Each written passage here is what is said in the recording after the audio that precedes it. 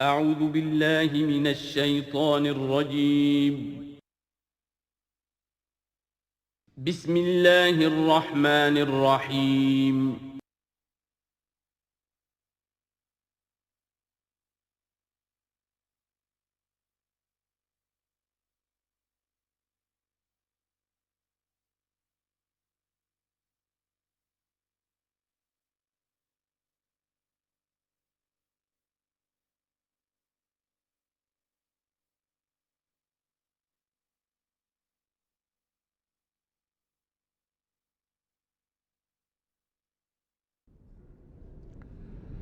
بسم اللہ اولہ و آخرہ۔ پچھلی نشست میں جو گفتگو چل رہی تھی وہ فہم قرآن کے ضمن میں کچھ بنیادی اصول کہ جنہیں اگر پیش نظر رکھا جائے تو سہولت ہو جائے قرآن کے سمجھنے میں۔ 5 چیزیں بیان ہو چکی تھیں۔ نمبر 1، قرآن کا اسلوب استدلال منطقی نہیں ہے، فطری ہے، نیچرل اور خطابی ہے، انسان کو خود غور و فکر کرنے اور اپنے اندر جھانکنے کی دعوت دیتا ہے قرآن۔ ثانیاً، قرآن مجید کی آیات میں تقسیم ہے، محکمات اور متشابہات، اور سورہ آل عمران میں جہاں اس کا ذکر ہے فرما دیا گیا ہے کہ اہل ایمان کا شیوہ یہ ہونا چاہیے کہ وہ محکمات پر اپنی توجہ کو مرکوز رکھیں اور متشابہات کے بارے میں اجمالی طور پر یقین رکھیں کہ اللہ کی طرف سے ہے، یقیناً حق ہے، چاہے وہ ہماری سمجھ میں آئی ہے یا نہیں آئی۔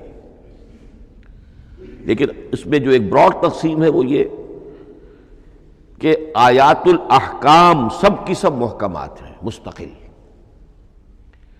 اور عالم غیب، عالم آخرہ، عالم برزخ، عالم ارواح، عالم ملائکہ، اس کے تمام امور مستقل طور پر متشابہات میں سے۔ البتہ ایک تیسری کیٹیگری ہے کہ جو سائنٹیفک فنومینا کے ضمن میں ہو سکتا ہے کہ ایک شے آج متشابہات میں ہو، کل وہ محکمات میں داخل ہو جائے، جبکہ انسانی علم جو ہے وہاں تک پہنچ جائے اور اس کا ادراک کر سکے۔ نمبر 3، تفسیر زیادہ تر لفظی طور پر اور نحو اور صرف سے بحث کرتی ہے، تعویل کا مقصد ہے اصل مدلول تک پہنچنے کی کوشش کرنا۔ نمبر 4، تعویل میں عام اور خاص کانٹیکسٹ میں، زمان و مکان کے خاص کانٹیکسٹ میں جب قرآن نازل ہوا تو کسی آیت کا کیا اصل مفہوم تھا جو سمجھا گیا، اس میں شان نزول کی روایات کو بھی اہمیت حاصل ہوگی۔ لیکن چونکہ قرآن مجید صرف اس دور کے لیے یا اس علاقے کے لوگوں کے لیے ہدایت نامہ بن کر نہیں آیا تھا، بلکہ پوری نوع انسانی کے لیے تا ابد الآباد، لہذا اسی میں وہ مضمر ہے، اس میں وہ ہدایت مضمر ہے۔ یہ تعویل عام کر کے آیت کے الفاظ، ان کا در و بست اور آیت کا سیاق و سباق اس کے حوالے سے، اور القرآن یفسر بعضہ بعضا کے حوالے سے یقیناً جو ہے اس میں ابدی ہدایت جو مضمر ہے وہ بھی حاصل کی جا سکتی ہے۔ نمبر 5، تذکر اور تدبر کا فرق، یہ دونوں الفاظ قرآن کے ہیں۔ تذکر کے لیے 4 مرتبہ اللہ نے سورہ قمر میں چیلنجنگ انداز میں فرمایا ہے، وَلَقَدْ يَسَّرْنَا الْقُرْآنَ لِلذِّكْرِ فَهَلْ مِن مُّدَّكِرٍ، ہم نے قرآن کو ذکر کے لیے، تذکر کے لیے، ہدایت اخذ کرنے کے لیے، بنیادی نصیحت حاصل کرنے کے لیے نہایت آسان بنایا ہے۔ تو ہے کوئی جو اس سے تذکر کرنا چاہے؟ اس تذکر بالقرآن کے لیے صرف یہ کافی ہے کہ انسان عربی زبان سے اتنا واقف ہو کہ اس کا ایک براہ راست مفہوم سمجھتا چلا جائے، اور دوسری شرط لازم ہے نیت کی درستی، طلب ہدایت پیش نظر ہو، اپنے علم کی دھوس جمانا جو ہے وہ مقصود نہ ہو، تو قرآن مجید سے تذکر حاصل ہو جائے۔ تدبر کے اعتبار سے قرآن مجید مشکل ترین کتاب ہے، بلکہ میں نے اس وقت ایک غلط لفظ استعمال کر دیا تھا، دنیا کی مشکل ترین، یہ دنیا کی کتاب ہے ہی نہیں، یہ تو مشکل ترین کتاب ہے، بہی معنی کہ اللہ تعالیٰ کے علم کامل سے اس کا نزول ہوا ہے، اس علم کا احاطہ کسی انسان کے لیے ممکن نہیں ہے۔ اسی طرح یہ قرآن ایک ایسے سمندر کے مانند ہے جس کا نہ کوئی کنارہ ہے اور نہ ہی اس کی کوئی تہہ ہے۔ اس میں پوری زندگیاں کھپانے کے باوجود بھی افلا یتدبرون القرآن، تدبر لیدبروا آیاتہ ولیتذکر اولو الالباب، یہ دو اصطلاحات خود قرآن کی ہیں۔ میرا جو کتابچہ ہے مسلمانوں پر قرآن مجید کے حقوق، اس میں میں نے ان پر تفصیل سے بحث کی ہے۔ نمبر 6، دو اعتبارات سے قرآن مجید پر غور کرنے والے کا ایٹیچیوڈ ایک دوسرے سے بالکل متضاد ہوگا۔ احکام کے حوالے سے ایک طالب علم کا رخ پیچھے کی طرف ہونا چاہیے، اسلاف نے کیا سمجھا، ان سے پہلوں نے کیا سمجھا، ان سے پہلوں نے کیا سمجھا، صحابہ نے کیا سمجھا، یہاں تک کہ اپنے آپ کو محمد الرسول اللہ کے قدموں میں پہنچا دیجیے۔ دین کا عملی پہلو، حلال اور حرام، جائز و ناجائز، یہ چیزیں آپ کو، یہ نہیں کہ آپ کو نئے زمانے کی وہ جو بھی ریسرچ ہو اس کے حوالے سے اور نئے زمانے کے سائنسی جو حقائق ہیں ان کے حوالے سے بات کریں۔ دوڑ پیچھے کی طرف ہے گردش ایام تو، پیچھے سے پیچھے، پیچھے سے پیچھے، یہاں تک کہ مصطفیٰ برسا خیش را کے دی ہم اوست اگر بہو نہ رسیدی تمام بولا۔ لیکن حکمت، سائنس، اس کے حوالے سے آگے بڑھیے، آگے سے آگے بڑھیے۔ وہ تو میں عرض کر چکا ہوں کہ وہ جو فینومینا قرآن مجید میں سائنٹیفک مذکور ہیں، ان کی اصل حقیقت جو ہے وہ ہمارے اگر اسلاف کو سمجھ میں نہیں آ سکی تو بات سمجھ میں آتی ہے۔ ابھی اس علم کی سطح ہی اتنی کمزور تھی، اتنی نیچی تھی کہ اس کا ادراک ممکن نہیں تھا۔ اس میں آگے بڑھیے تو اس میں بالکل متضاد ہو گیا کہ ایک میں زمانے کا ساتھ دینے کی بجائے زمانے سے بھی آگے چلو، اور ایک میں پیچھے پیچھے پیچھے پیچھے، یہاں تک کہ محمد الرسول اللہ والذین معہ، محمد الرسول اللہ والذین معہ، ان کے قدموں تک اپنے آپ کو پہنچا دو۔ آخری شے فہم قرآن کے ضمن میں، لیکن یہ last but not the least کے مصداق ہے۔ یہ بات بہت صراحت کے ساتھ مولانا مودودی نے لکھی ہے تفہیم القرآن کے مقدمے میں، اور بہت اہم بات ہے، بہت اہم بات ہے، اور وہ یہ ہے کہ قرآن مجید ایک ایسی کتاب نہیں ہے جسے کوئی محقق اور ریسرچ اسکالر اپنی لائبریری میں بیٹھ کر اور ریفرنس بک سامنے رکھ کر ادھر سے ادھر اور سمجھ لے۔ اس کے سمجھنے کی شرط لازم یہ ہے کہ جو یہ راستہ دکھاتا ہے اس پر چلنا شروع کرے۔ ایک ایک قدم کے بعد قرآنی حقائق مزید منکشف ہوں گے، اور مزید منکشف ہوں گے، اور مزید منکشف ہوں گے۔ جب تک قرآن مجید کے بتائے ہوئے راستے پر آدمی چلے گا نہیں، قرآن کی اصل حقیقت اس پر کبھی منکشف نہیں ہوگی۔ چاہے تفسیر لکھ دے، وہ تو لفظوں کی بحث ہے، صرف اور نحو ہے، یا روایات ہیں، وہ جمع کر دیجئے، لیکن یہ کہ قرآن مجید کا صحیح فہم عمل کے بغیر ممکن نہیں۔ جیسے قرآن مجید میں آتا زادتہم ایمانا، ایمان بڑھتا ہے، عمل کے ذریعے سے ایمان بڑھتا ہے۔ میں اس میں ایک شے کا اضافہ کر رہا ہوں۔ میرے نزدیک قرآن مجید مینول آف ریولیوشن، محمد عربی صلی اللہ علیہ وسلم نے ایک عظیم انقلاب برپا کیا دنیا میں، اور ایک انقلابی جد و جہد کی ہے۔ دعوت کے قبول کرنے والوں کو منظم کرنا، ان میں سم و طاعت کی عادت پیدا کرنا، پھر ان میں تن من دھن قربان کرنے کا جذبہ پیدا کرنا، پھر ان کا تزکیہ کرنا، ان کی تربیت، پھر جب وہ تیار ہو جائیں تو باطل سے ٹکر، اور اس میں پھر جہاد اور قتال کے مراحل، تاکہ انقلاب آ گیا، اور یہ کہ جاء الحق وزہق الباطل ان الباطل کان زہوقا۔ اس جد و جہد کے ہر مرحلے پر قرآن نازل ہو رہا ہے، جو اس مرحلے کے جو مسائل ہیں، جو اس مرحلے کے پرابلمز ہیں، جو اس مرحلے کی مشکلات ہیں، ان سے بحث کر رہا ہے۔ اب اگر کوئی فرد یا کوئی گروہ اس پروسیس میں وہ داخل ہی نہیں، وہ سمجھ ہی نہیں سکتا کہ یہ جو بات کہی جا رہی ہے اس کا اصل محل کیا ہے، مقام کیا ہے، کیوں کہی جا رہی ہے۔ وہ تو جب اسی قسم کی انقلابی جد و جہد میں کوئی خود مبتلا ہوگا تو اسے معلوم ہوگا یہ تھی وہ مشکل، یا یہ تھا وہ مسئلہ، یا یہ تھا وہ مرحلہ جو اس وقت کی جو جد و جہد تھی محمد الرسول اللہ والذین معہ کی، کہ اس وقت یہ آیات نازل ہوئی۔ اس طریقے سے مینول آف ریولوشن میں کہا کرتا ہوں، چونکہ ہماری جو طب کی تعلیم ہوتی ہے ان میں مینول آف ڈسیکشن سب سے پہلے جو ہے اناٹومی پڑھائی جاتی ہے اور ڈیڈ باڈی کی ڈسیکشن ہوتی ہے، تو مینول آف ڈسیکشن جو ہے وہ پہلی کتاب ہوتی ہے جو ہمیں ملتی ہے۔ یہ ہوتا ہے، بتایا جاتا ہے یہاں ذرا شکاف دو اور یہ کھال کو کاٹو، اس کے اندر تمہیں یہ نظر آئے گا، یہ فیشیا ہے، پھر اسے اس کے اندر ایک اور شگاف دو، یہ نظر آئے گا۔ بالکل اسی طریقے سے قرآن مجید کی انگلی پکڑ کر اگر آپ چلیں گے تو پھر درجہ بدرجہ قرآن آپ پر منکشف ہوتا چلا جائے گا۔ اور اگر آپ نے اسے صرف ایک اکیڈمک ایکسرسائز بنا لیا، ایک علمی بات ہے، اس سے آگے کچھ نہیں، تو قرآن مجید کا جو اصل لب لباب ہے، جو اصل اس کا جوہر ہے، وہ کبھی منکشف نہیں ہوگا۔ اب آئیے ایک اہم موضوع، اعجاز قرآن کے وجوہ کیا ہیں۔ پہلی بات تو یہ سمجھ لیجئے کہ قرآن مجید کی حقانیت پر بنیادی طور پر دو قسم کی دلیلیں ہیں۔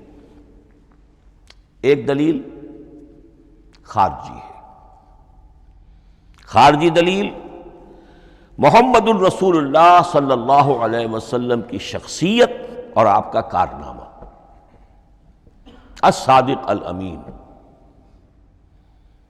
قد لبثت فیکم عمرا، میں تمہارے مابین ایک عمر گزار چکا ہوں، تم نے مجھے دیکھا، میرا کردار دیکھا، تم نے خود مجھے الصادق اور الامین کا جو ہے خطاب دیا، تو خود حضور کی شخصیت دلیل ہے قرآن مجید کی حقانیت پر۔ اس اعتبار سے ایک مضمون بہت اہم ہے، اور وہ یہ کہ قرآن اور محمد صلی اللہ علیہ وسلم اس طرح ایک دوسرے کے ساتھ جڑے ہوئے ہیں، گتھے ہوئے ہیں، ایک وحدت بن گئے ہیں، ایک آرگینک ہول بن گئے ہیں، کہ ایک دوسرے کے لیے شاہد بھی ہے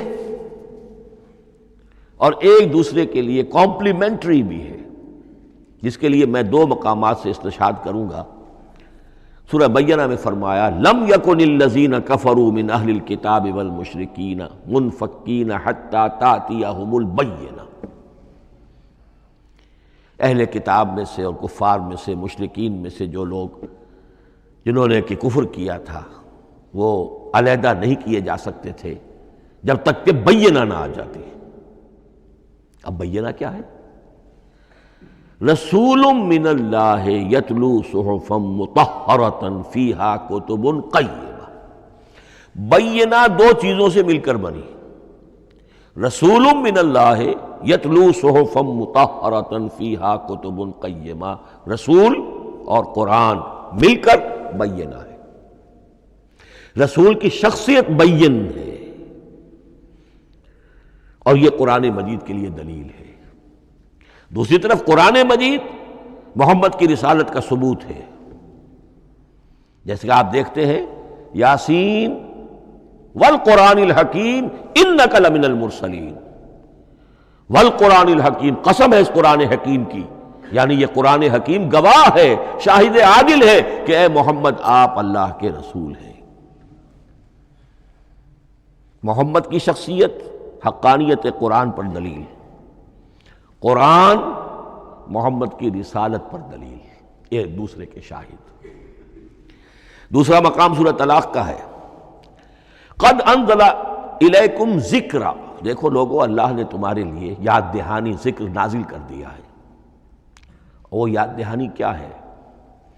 رسولا یتلو علیکم آیات اللہ مبینات، اللہ کا ایک رسول جو تمہیں پڑھ کر سنا رہا ہے اللہ کی آیات بینات، یہ دونوں چیزیں مل کر بینہ بنا، دونوں چیزیں مل کر ذکرا بنا۔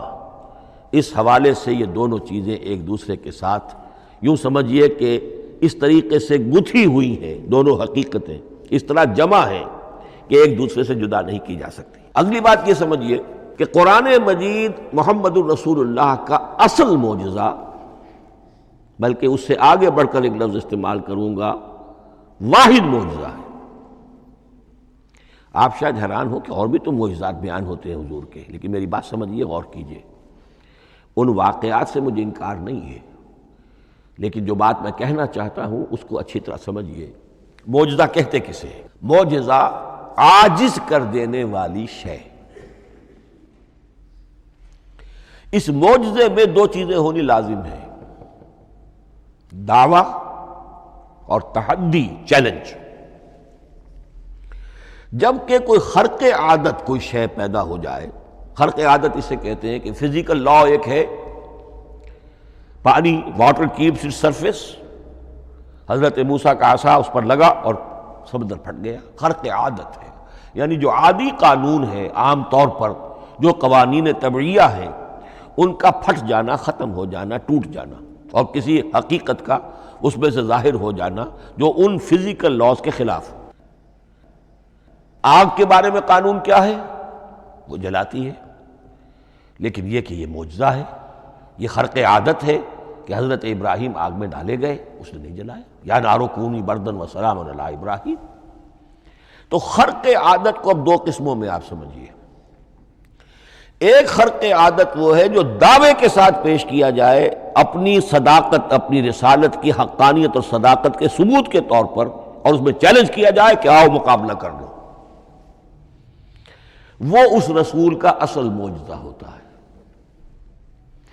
ایک خرق عادت وہ ہے جو اللہ تعالیٰ اپنے نیک بندوں کی بزرگی کو ظاہر کرنے کے لیے، غیر انبیاء کے لیے بھی کرامات جنہیں ہم کہتے ہیں ہو جاتی ہے۔ بہت سے صحابہ سے وہ کرامات ثابت ہیں۔ حضرت عمر رضی اللہ تعالی عنہ کو شام کا میدان جنگ دکھا دیا گیا، یا ساریۃ الی الجبل کے الفاظ آپ نے فرمائے۔ ابھی تو ٹیلی ویژن کہیں نہیں تھا، ابھی یہ سارے وسائل و ذرائع موجود نہیں تھے، یہ خرق عادت ہے۔ غیر نبی کے لیے اسے ہم کہیں گے کہ یہ کرامات ہے۔ نبی کے لیے لفظ معجزہ اختیار کر لیا جاتا ہے، لیکن معجزہ اس کو نہیں کہنا چاہیے، اصل میں یہ بھی نبی کے لیے کرامات کے درجے کی شے ہے جو اس سے بلند ہے۔ معجزہ وہ ہے جسے کوئی نبی دلیل کے طور پر پیش کرے اور اس پر چیلنج کرے کہ آؤ اور مقابلہ کرو۔ مثلا حضرت موسیٰ علیہ السلام کو دو معجزے دیے گئے، اور اس میں سے جو سانپ بن جانا تھا لاٹھی کا، وہ معجزہ ہے جس پر چیلنج بھی آیا اور ساحروں سے مقابلہ بھی کیا، اور ساحر شکست کھا گئے، عاجز آ گئے۔ القی السحرۃ ساجدین، وہ سارے جادوگر جو ہیں فوری طور پر بے اختیار سجدے میں گر گئے۔ آمنا برب موسیٰ و ہارون، ہم ایمان لے آئے موسیٰ اور ہارون کے رب پر۔ یہ معجزہ ہے۔ اس معنی میں محمد الرسول اللہ صلی اللہ علیہ وسلم کا معجزہ صرف قرآن حکیم۔ قرآن مجید میں آپ سورہ انعام میں بھی دیکھیں گے بہت ہی شدت کے ساتھ، سورہ بنی اسرائیل میں دیکھیں گے بڑی تفصیل کے ساتھ معجزے طلب کیے گئے۔ آپ اس مکے کی سرزمین میں ابھی ہمارے دیکھتے ہی دیکھتے چشمہ نکال دیجئے، ہم مان لیں گے آپ اللہ کے رسول ہیں۔ آپ ہماری نگاہوں کے سامنے آسمان پر چڑھ کر دکھائیے، پھر وہاں سے کتاب لے کر اتریے، پھر ہم سمجھ لیں گے آپ اللہ کے رسول ہیں۔ آپ کے لیے چشم زدن میں کوئی محل سونے کا چاندی کا تیار ہو جائے، مان لیں گے آپ کو اللہ کے رسول ہیں۔ آپ اس بے آب و گیا وادی میں فوراً ایک باغ جو ہے اپنے لیے بنا کے دکھا دیں، مان لیں گے کہ آپ اللہ کے رسول ہیں۔ ایسے تمام مطالبات پر اللہ تعالیٰ کی طرف سے کوڑا جواب ملا، اللہ اس قسم کی کوئی شے نہیں دکھائے گا۔ بلکہ سورہ انعام جب ہم پڑھیں گے وہاں تو بہت ہی واقعہ یہ ہے کہ اس کو پڑھ کر رقت طاری ہوتی ہے کہ ایک موقع پر ایسا محسوس ہوتا ہے کہ حضور صلی اللہ علیہ وسلم کی طبیعت مبارکہ میں یہ خیال پیدا ہو گیا کہ اللہ کو ایسی شے ان کو دکھائی دی جائے تاکہ چپ تو ہو جائیں، نہ بھی مانیں گے چپ تو ہوں گے، ورنہ تو عوام کے سامنے ان کی دلیل مجھ پر قائم ہو رہی ہے کہ بھائی یہ رسالت کے مدعی ہے، ہم کہتے ہیں معجزہ دکھاؤ، معجزہ نہیں دکھاتے، تو پوزیشن میری جو ہے کمزور ہو رہی ہے۔ وہاں جس انداز میں اللہ نے کہا ہے، ہرگز نہیں، اے نبی اگر آپ کے اختیار میں ہے تو کہیں آسمان پر سیڑھی لگا لیجئے، یا زمین میں سرنگ لگا کے کوئی معجزہ لا سکتے ہو تو لے آئیے، ہم نہیں دکھائیں گے۔ لقت طاری ہوتی ہے۔ تو حضور کا معجزہ اس معنی میں صرف ایک ہے اور وہ قرآن ہے۔ اچھا، اس کے لیے کیسے کیسے چیلنج کیے گئے؟ ام یقولون تقولہ بل لا یؤمنون فلیاتوا بحدیث مثلہ ان کانوا صادقین، سورۃ الطور۔ کیا ان لوگوں کا کہنا یہ ہے کہ یہ کلام خود محمد نے موضوع کر لیا ہے صلی اللہ علیہ وسلم؟ تو اگر ایسی بات ہے تو وہ بھی ایسا ہی کلام پیش کر دیں۔ تحدی، اس چیلنج کو کوئی قبول نہیں کر سکا۔ کم سے کم اس شرافت کا اقرار کرنا پڑتا ہے کہ اس وقت عرب قوم میں یہ شرافت تھی کہ کسی نے اٹیمپٹ بھی نہیں کی، ورنہ کوئی شخص الٹی سیدھی عبارت لکھ کر لے آتا اور کھڑا ہو کر کہہ دیتا کہ ٹھیک میں کہتا ہوں یہ ہے، یہ قرآن کی طرح کا کلام ہے۔ نہیں، کسی نے نہیں کیا۔ تاریخ یہ بتاتی ہے کہ اس تحدی کا کوئی کسی نے قبول نہیں کیا۔ اسی طرح فرمایا سورہ بنی اسرائیل میں قُلْ لَئِنِ اجْتَمَعَتِ الْإِنسُ وَالْجِنُّ عَلَىٰ أَن يَأْتُوا بِمِثْلِ هَٰذَا الْقُرْآنِ لَا يَأْتُونَ بِمِثْلِهِ وَلَوْ كَانَ بَعْضُهُمْ لِبَعْضٍ ظَهِيرًا۔ چیلنج ہے، اے نبی کہہ دیجئے اگر تمام انسان، تمام جن مل کر بھی چاہیں کہ ایسی کوئی کتاب وہ مرتب کر لے، نہیں کر سکیں گے، چاہے وہ سب کے سب ایک دوسرے کی مدد کریں۔ ہے کہ نہیں چیلنج؟ اسی طریقے سے سورہ ہود میں فرمایا، اب اس کو کہتے ہیں برسبیل تنزل، پوری کتاب نہیں لا سکتے قرآن جیسی، چلو تو 10 صورتیں لے آؤ۔ قُلْ فَأْتُوا بِعَشْرِ سُوَرٍ مِثْلَهُ مُفْتَرَيَاتٍ، اے کہیے اے نبی، سورہ ہود کی آیت نمبر 13 ہے، اس جیسی کوئی 10 صورتیں لے آؤ۔ 114 نہ صحیح، 10 صحیح۔ یہ بھی نہیں ہوا تو برسبیل تنزل اور سورہ یونس میں فرمایا قُلْ فَأْتُوا بِسُورَةٍ مِّن مِثْلِهِ، ایک صورت ہی لے آؤ۔ اور اسی کو سورہ بقرہ کے 30 رکوع میں دہرایا گیا، وَإِن كُنتُمْ فِي رَيْبٍ مِّمَّا نَزَّلْنَا عَلَىٰ عَبْدِنَا فَأْتُوا بِسُورَةٍ مِّن مِّثْلِهِ وَادْعُوا شُهَدَاءَكُم مِّن دُونِ اللَّهِ إِن كُنتُمْ صَادِقِينَ۔ لیکن نوٹ کر لیجئے کہ کسی نے یہ جرأت نہیں کی، نہ قرآن کے اس دعوے کو چیلنج کیا، نہ کسی نے مقابلے کی کوشش کی، نہ کوئی اپنی کوئی تصنیف و تالیف یا اپنا کوئی کمپوزیشن لا کر اور یہ دعویٰ کر کے کھڑا ہوا کہ جمع کر لیجئے، منصف بلا لیجئے، کوئی کمیشن بٹھا لیجئے، میرا یہ کلام بھی بالکل ہم وزن ہے اس کلام کے۔ نہیں۔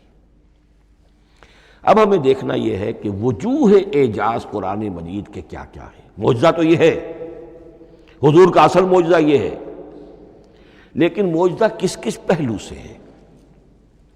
یہ ایک ایسا موضوع ہے کہ جس پر پوری تصانیف لکھی گئی ہیں۔ وجوہ الاعجاز، وجوہ اعجاز القرآن، قرآن کے معجزہ ہونے کے کون کون سے پہلو ہیں۔ اس کا واقعہ یہ ہے کہ احصاء ناممکن ہے، اور جیسے جیسے زمانہ آگے بڑھے گا اس کے اور پہلو واضح ہوتے جائیں گے۔ سنوریہم آیاتنا فی الآفاق وفی انفسہم حتی یتبین لہم انہ الحق۔ لیکن یہ کہ کس کس پہلو سے یہ معجزہ ہے، چند موٹی موٹی باتیں ضرور سمجھ لیجئے۔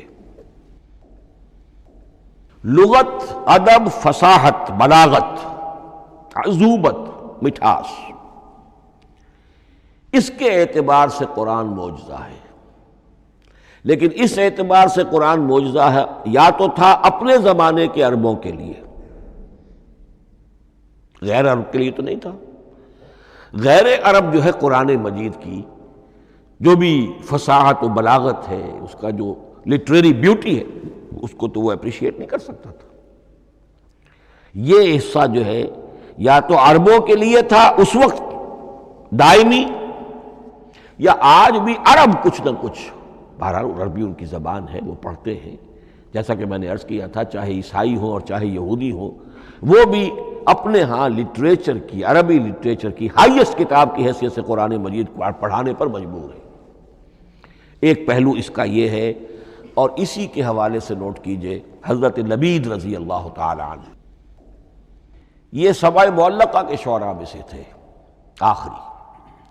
عربوں میں چونکہ اس کا بڑا چرچا تھا شاعری کا، تو ان کا جو سالانہ جشن ایک ہوتا تھا، اس میں وہ بہت بڑے بڑے شعراء سب جمع ہوتے تھے، اپنے اپنے قصیدے پڑھتے تھے، اور جس کا قصیدہ سمجھا جاتا تھا کہ سب سے اعلیٰ ہے، سب سے بلند ہے، سب سے عمدہ ہے، اب اسے اس سال کے لیے وہ گویا کہ ملک الشعراء اس کو مانا جاتا تھا کہ یہ شاعروں کا بادشاہ ہے، اور تمام شاعر اسے سجدہ کرتے تھے بالفعل۔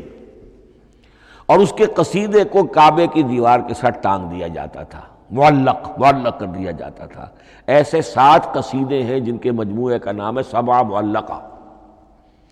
اس 7 معلقہ جو ہیں 7 جو سلسلے ہیں، ان میں آخری حضرت لبید کا ہے، وہ ایمان لے آئے۔ ایمان لانے کے بعد انہوں نے شعر کہنا چھوڑ دیا۔ اس پر حضرت عمر نے ایک دفعہ ان سے کہا کہ لبید اب آپ شعر نہیں کہتے۔ ان کا جواب تھا ابعد القرآن، کیا قرآن کے بعد بھی کسی کے لیے کوئی موقع ہے کہ وہ کچھ کہنے کی کوشش کرے؟ فصاحت اور بلاغت کی تو معراج قرآن مجید ہے، وہ آ چکی ہے۔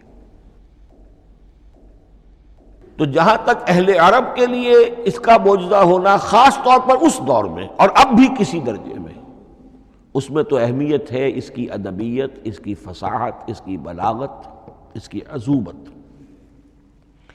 دائمی اور ابدی یہ کس اعتبار سے معجزہ ہے؟ عہد حاضر میں اور غیر عرب لوگوں کے لیے۔ نمبر 1، سائنسی حقائق کا انکشاف۔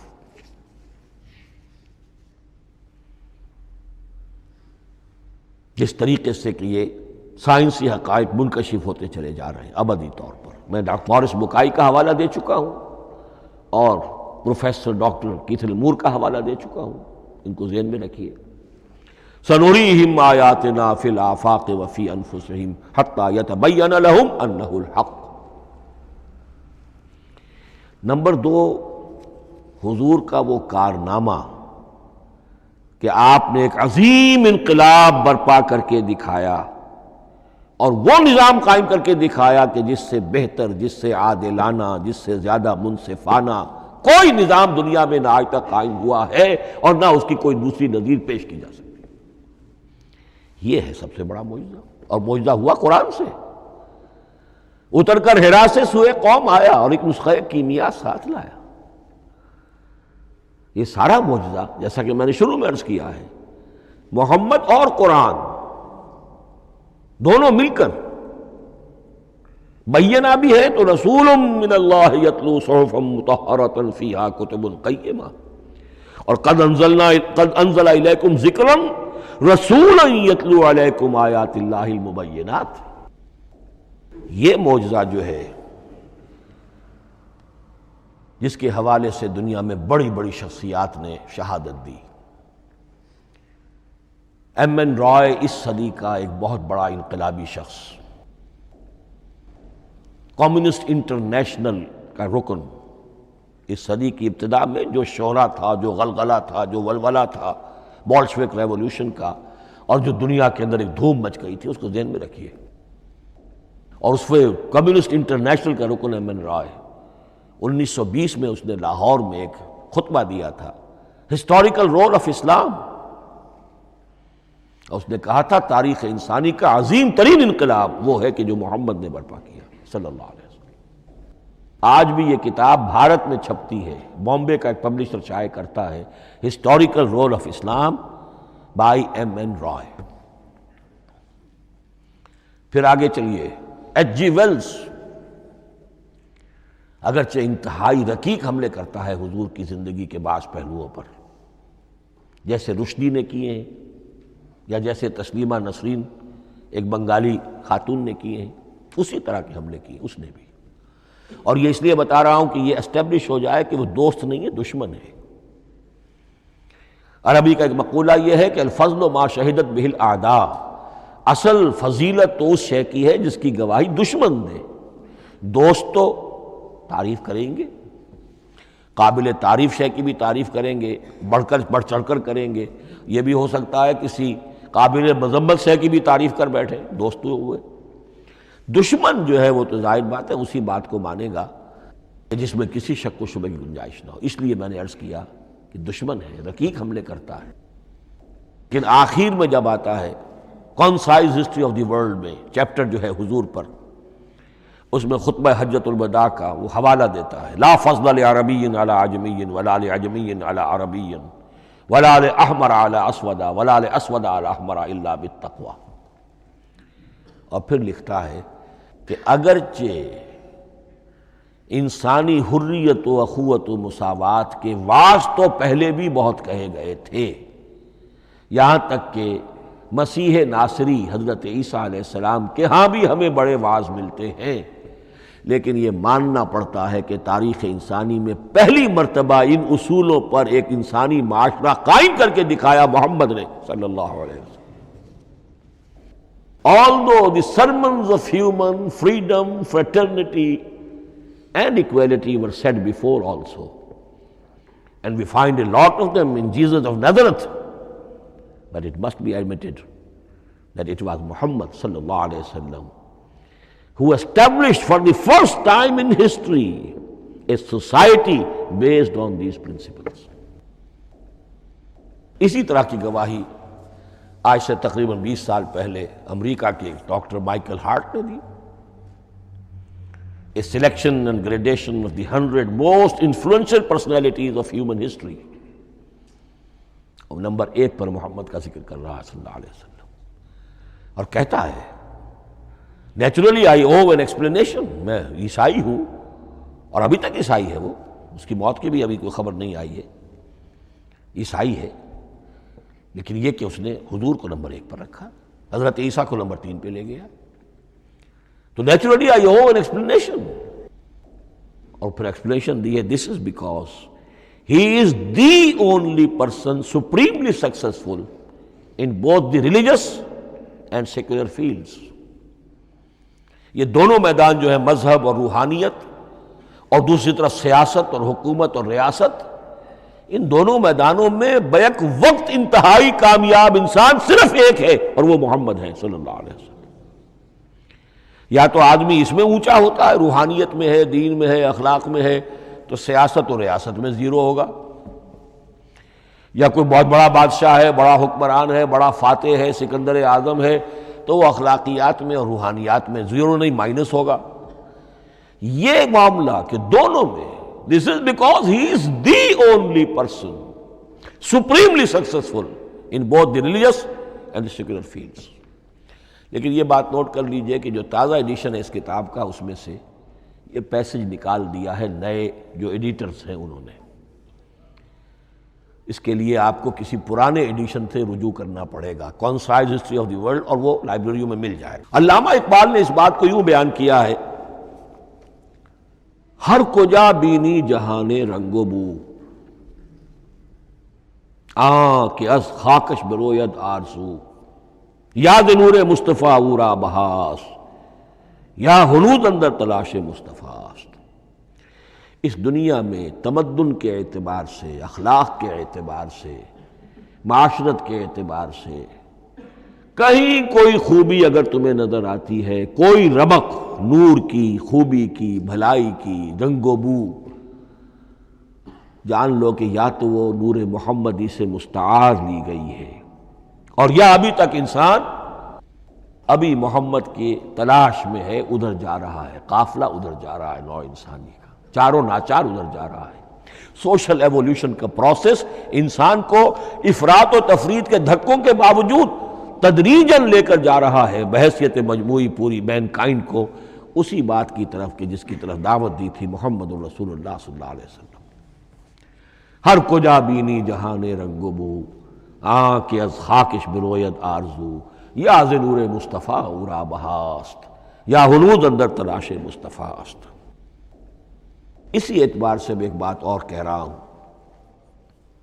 اس پہلو سے واقعہ یہ ہے کہ میرے نزدیک اس دور میں اعجاز قرآن کی سب سے بڑی نمائندہ شخصیت، اعجاز قرآن کا سب سے بڑا مظہر علامہ اقبال کی ذات ہے۔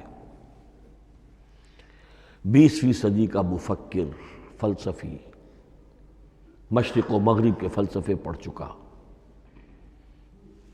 قدیم اور جدید فلسفہ سب کا مطالعہ کیا، اور اس کے بعد اس کو قرآن کی حقانیت پر جو یقین نظر آیا ہے، قرآن کی عظمت جس طرح اس پر منکشف ہوئی ہے،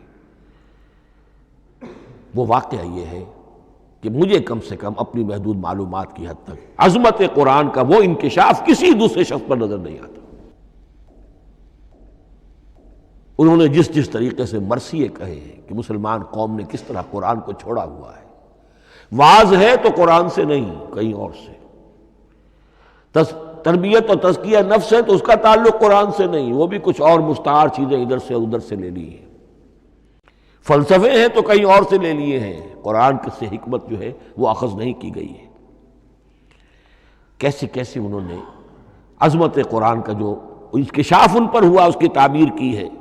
کتاب زندہ قرآن حکیم، حکمت او لا یزال است و قدیم، حرف اورا ریب نئے، تبدیل نئے، آیا شرمندہ تعویل نئے، فاش گویا ماں سے در دل مضمر است، یہ کتابیں نیز چیزیں دیگر است، مثل حق پنہاؤ ہم پیداستو، زندہ و پائندہ و گویاستو، چون بجاں در رفت جہاں دیگر شود، جہاں چو دیگر شد جہاں دیگر شود۔ میں اس میں خاص طور پر دو اشعار آپ کو اس وقت سنانا چاہتا ہوں۔ انہوں نے حضور سے مناجات کرتے ہوئے دو اشعار کہیں، اس سے آپ کو اندازہ ہوگا کہ انہیں کتنا یقین تھا کہ میرے سارے فکر کا منبع قرآن حکیم ہے۔ کہتے ہیں گر دلم آئینہ بے جوہر است، اے اللہ کے رسول صلی اللہ علیہ وسلم، اگر میرا دل اس آئینے کے مانند ہے جس میں چمک نہیں ہے، ورب حرفم غیر قرآن مضمر است، اور اگر میرے پیغام میں قرآن کے سوا کوئی شے شامل ہو گئی ہے، قرآن کے سوا کوئی چیز اس میں چھپی ہوئی ہے، مضمر ہے، پردہ ناموس فکرم چاک کن، تو میرے فکر کی ناموس کے دھجیاں بکھیر دیجئے۔ پردہ ناموس فکرم چاک کن، این خیاباں راز خارم پاک کن، اس شاہراہ کو اس کانٹے سے پاک کر دیجئے، کانٹا میرا، میں کانٹے کے مانند ہوں، پھر اٹھا کر پھینک دیجئے۔ روز محشر خار و رسوا کن مرا، بے نصیب از بوسہ پاک کن مرا، قیامت کے دن مجھے ذلیل و خوار کیجیے گا اور اپنے قدموں، اپنے پائے مبارک کا بوسہ لینے سے محروم کر دیجیے گا۔ یہ اتنی بڑی بد دعا جو اقبال اپنے آپ کو دے رہا ہے، تو کس قدر یقین اسے حاصل ہے کہ اس نے قرآن کی ترجمانی کی ہے۔ اب آئیے، بہت چھوٹے چھوٹے دو اور مضمون ہیں۔ قرآن حبل اللہ ہے، اس کے کیا معنی ہے؟ حبل رسی کو کہتے ہیں، اللہ کی رسی۔ حبل من مسد، سورہ لہب میں یہ لفظ آیا ہے۔ امام راغب نے اس کی تعبیر کی ہے، استعیر للوصل ولکل ما یتوصل به الی شیء، یا تو تعلق کو حبل سے استعارہ دیا جاتا ہے، استعارے کے طور پر حبل کا لفظ کسی تعلق کے لیے استعمال ہوتا ہے، یا کسی شے تک پہنچنے کا ذریعہ، وہ حبل ہے۔ اب یہ ہمیں لفظ ملتا ہے حضرت علی رضی اللہ تعالیٰ عنہ کی روایت میں، هو حبل اللہ المتین، ترمذی میں یہ الفاظ موجود ہیں، حضرت علی سے منقول ہے رضی اللہ تعالیٰ عنہ، یہی ہے اللہ کی مضبوط رسی۔ کیونکہ قرآن مجید میں آتا ہے وَاعْتَصِمُوا بِحَبْلِ اللَّهِ جَمِيعًا، تو حبل اللہ کون سی ہے؟ پھر یہ حضرت عبداللہ ابن عمر سے بھی ہے، یہ روایت موجود ہے رزین میں، هو حبل اللہ المتین، یہ قرآن ہی اللہ کی مضبوط رسی ہے۔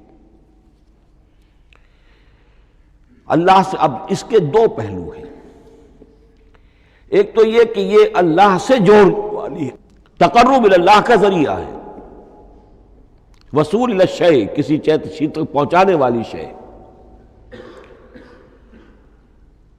اس کا سہل ترین، اللہ کے تقرب کا سہل ترین ذریعہ، مؤثر ترین ذریعہ قرآن حکیم ہے۔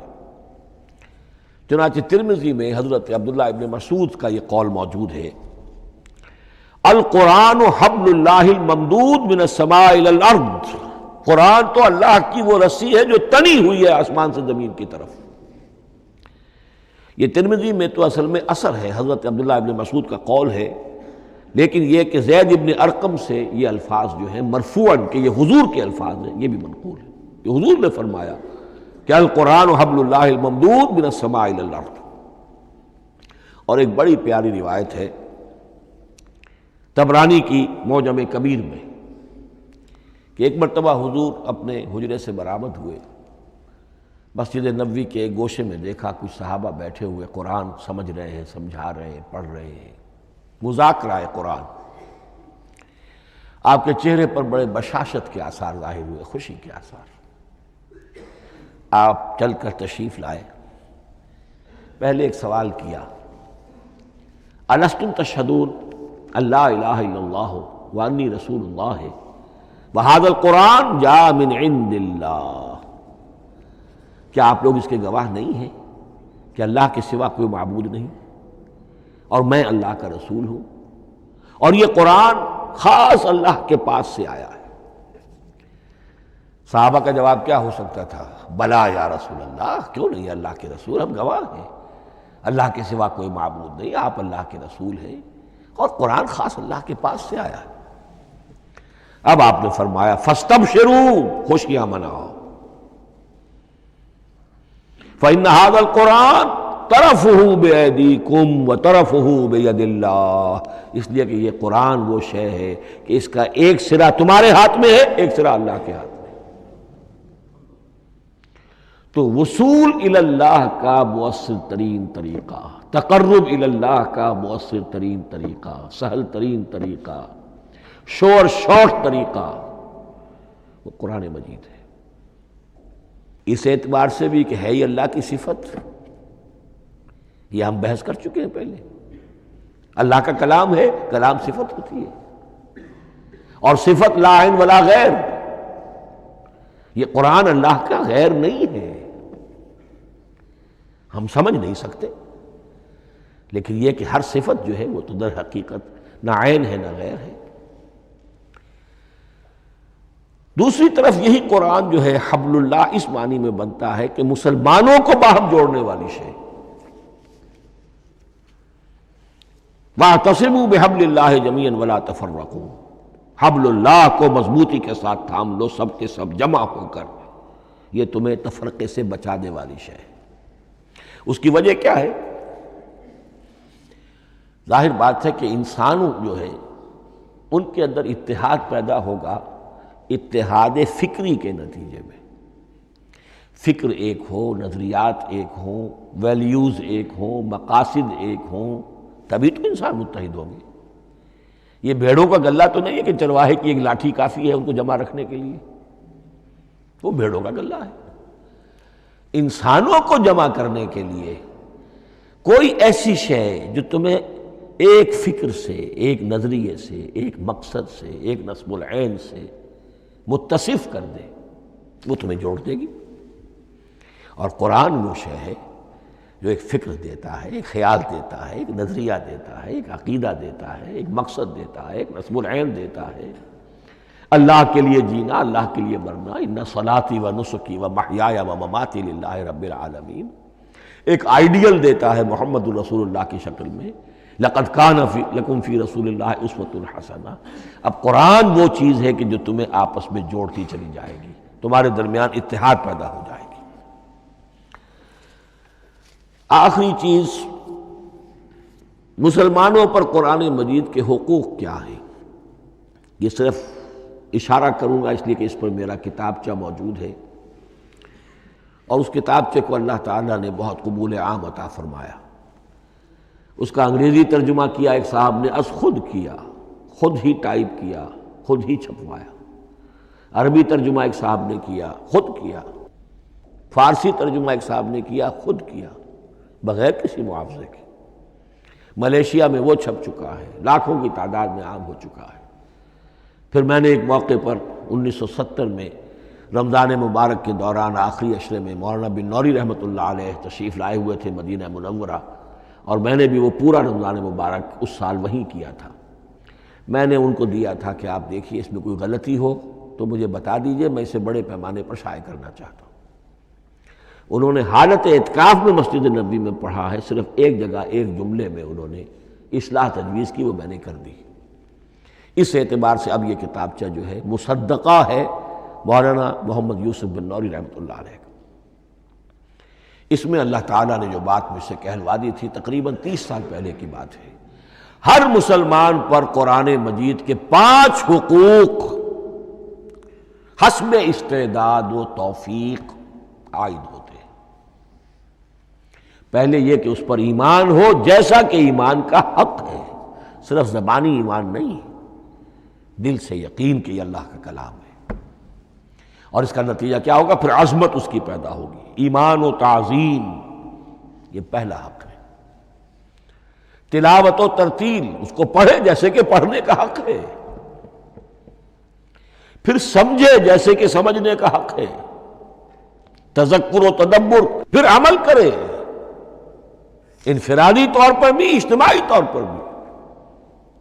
انفرادی طور پر جو آپ کی زندگی کے معاملات ہیں وہ آپ قرآن کے مطابق طے کریں، قومی سطح پر حکومت اور ریاست اور قانون اور سیاست، اس کے سارے تقاضے قرآن کے مطابق پورے ہوں، اور آخری یہ کہ اس قرآن کو پہنچائیں اور عام کریں، جس کے لیے حضور نے اس حد تک اس میں عمومیت کر دی ہے کہ بلغوا انی ولو آیۃ، پہنچاؤ میری جانب سے خواہ ایک ہی آیت پہنچاؤ، میرا کوئی امتی اس سعادت سے بالکل محروم نہ رہ جائے۔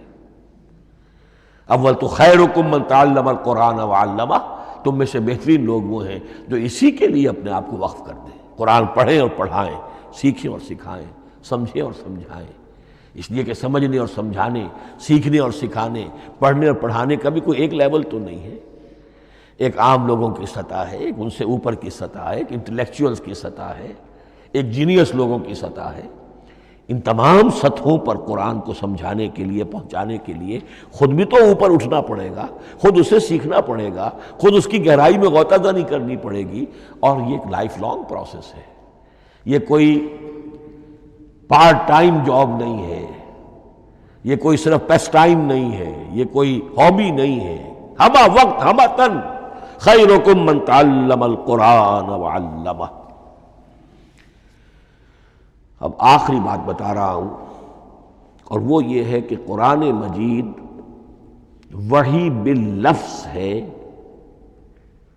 صرف وحی بالمعنی نہیں ہے۔ یہ بحث اصل میں کیونکہ ہمارے پڑھے لکھے طبقے میں کچھ زیادہ ہو جاتی ہے، خاص طور پر جو مشنری اسکولوں وغیرہ میں پڑھے ہوں اور عیسائیت اور اس کے عقائد اور اس کے فلسفے کی کوئی تھوڑی بہت ان کو کوئی چھوت لگ گئی ہو۔ عیسائیوں کے ہاں یہ عقیدہ ہے، اجماعی عقیدہ ہے کہ وحی بالمعنی ہوتی ہے، یعنی وحی کا ایک مفہوم ہے جو نبی پر اتار دیا جاتا ہے، پھر نبی اپنے الفاظ میں اسے ادا کرتا ہے۔ لفظ اللہ کے نہیں ہوتے، لفظ نبی کے ہوتے ہیں، مفہوم اللہ کا ہوتا ہے۔ ان کے لیے مجبوری یہ ہو چکی ہے جس کی وجہ سے انہیں یہ عقیدہ اپنانا پڑا کہ کوئی ایک انجیل ہے ہی نہیں، 104 انجیلوں میں سے وہ انہوں نے 4 سلیکٹ کی تھی کینونیکل گاسپلز، باقی جو ہیں وہ اب وہ ان کو مستند نہیں مانتے، اپوکریفل کہتے ہیں۔ اور میں نے ایک مرتبہ ایک پادری صاحب سے، مسٹر وائٹ ہوتے تھے منٹگمری میں نے ان سے پوچھا which one of them is Bible, یہ متی اور یہ لیوک اور مارکس اور جان، ان میں سے کون سی بائبل کون سی ہے؟ تو اس نے جواب دیا none of them is Bible. Bible is in them. ان میں سے کوئی ایک بھی مشخص طور پر، معین طور پر بائبل نہیں ہے، بائبل ان میں ہے بحیثیت مجموعی۔ لہذا ان کے لیے یہ عقیدہ جو ہے وہ لازم سا ہو گیا۔ ہمارے ہاں بھی بعض فلاسفہ نے اس قسم کی باتیں کی ہے کہ جن سے یہ دھوکہ لگتا ہے، لیکن میں خاص طور پہ چونکہ علامہ اقبال کا تذکرہ میں نے آج کیا ہے، اسی حوالے سے میں ان کا ایک واقعہ بیان کرنا چاہتا ہوں۔ ایف سی کالج لاہور کے پرنسپل تھے ڈاکٹر یوئنگ۔ ایک دعوت تھی، اس میں علامہ بھی تھے، وہ بھی تھے۔ تو ڈاکٹر یوئنگ نے کہا، وہ بڑا فلسفی تھا، کہ ڈاکٹر اقبال ہم نے سنا ہے کہ آپ بھی وحی باللفظ کے قائل ہیں، آپ جیسا پڑھا لکھا شخص، عالم دانا۔ علامہ اقبال نے فرمایا جی ہاں، اور مجھے تو اس کا ذاتی تجربہ ہے، مجھ پر تو جو شعر نازل ہوتے ہیں وہ الفاظ میں ڈھلے ہوئے ہوتے ہیں، میں ان میں تبدیلی کرنا چاہوں تو نہیں کر سکتا۔ تو اگرچہ اس سوال اس جواب کو ہم کہیں گے کہ یہ الاجوبۃ المسکتہ، مسکت چپ کر دینے والا جواب تھا کہ جو علامہ اقبال نے دیا، لیکن ذہن میں رکھیے یہ کہ جو وحی باللفظ ہے وہ ختم ہو چکی محمد الرسول اللہ صلی اللہ علیہ وسلم پر۔ وہی رسالت وہی باللفظ ہے، وہ ختم ہو چکی۔ البتہ الہام، کشف، رویا، القاء، یہ وہی بالمعنی ہے، یہ کوئی ایک شے ہے جو دل میں ڈال دی جاتی ہے۔ اس کے دروازے آج بھی کھلے ہوئے ہیں، اور یہ جان لیجئے قرآن مجید کی حقانیت کا جو اصل ثبوت ہے وہ یہ ہے کہ آپ اسے اپنے باطن کے اندر محسوس کریں۔ یہ جو باطنی تجربہ علامہ اقبال نے کہا ہے کہ انسان اپنے باطن میں محسوس کرے کہ ہاں یہ بات ہے، ٹھیک ہے، اس کے لیے کہ علامہ ابن قیم رحمۃ اللہ علیہ کا قول ایسا ہے، بڑا پیارا قول ہے۔ قرآن کے کچھ پڑھنے والے ایسے ہیں جب قرآن کو پڑھتے ہیں تو یوں محسوس کرتے ہیں کہ ہم مصحف سے نہیں پڑھ رہے، لوح قلب سے پڑھ رہے ہیں، ہمارے دل پر لکھا ہوا قرآن موجود ہے۔ یعنی ہماری فطرت، ہمارے اندر کی کوئی حقیقت ہے جو سرٹیفائی کر رہی ہے، توثیق کر رہی ہے، اٹیسٹ کر رہی ہے کہ ہاں یہ ٹھیک ہے۔ اور اس کی وجہ کیا ہے؟ ہماری روح اور اس قرآن کا منبع وہ ایک ہی ہے، وہ ذات باری تعالیٰ ہے، یہ کلام اللہ ہے، اور ہماری روح امر اللہ۔ یسألونک عن الروح قل الروح من امر ربی وما اوتیتم من العلم الا قلیلا۔ بس میں اسی پر اکتفا کر رہا ہوں۔ اب گمان غالب یہی ہے کہ کل تو تراویح ہوگی انشاءاللہ، اس لیے کہ سنا یہ ہے کہ آج بھی روزہ تھا سعودی عرب میں، تو اب اس سے زیادہ تو تاخیر اب ممکن نہیں ہے، تو کل انشاءاللہ تعالی دورہ ترجمہ قرآن شروع ہو جائے گا۔ بارک اللہ لی ولکم فی القرآن العظیم ونفعنی وإیاکم بالآیات والذکر الحکیم۔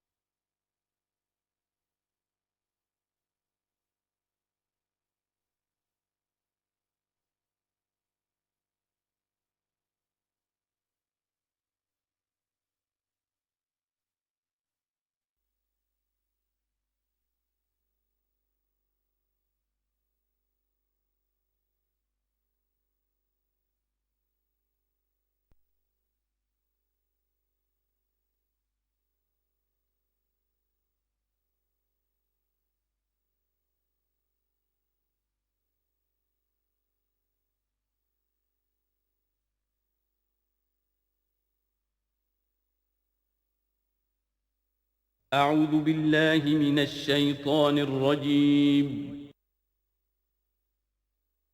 بسم الله الرحمن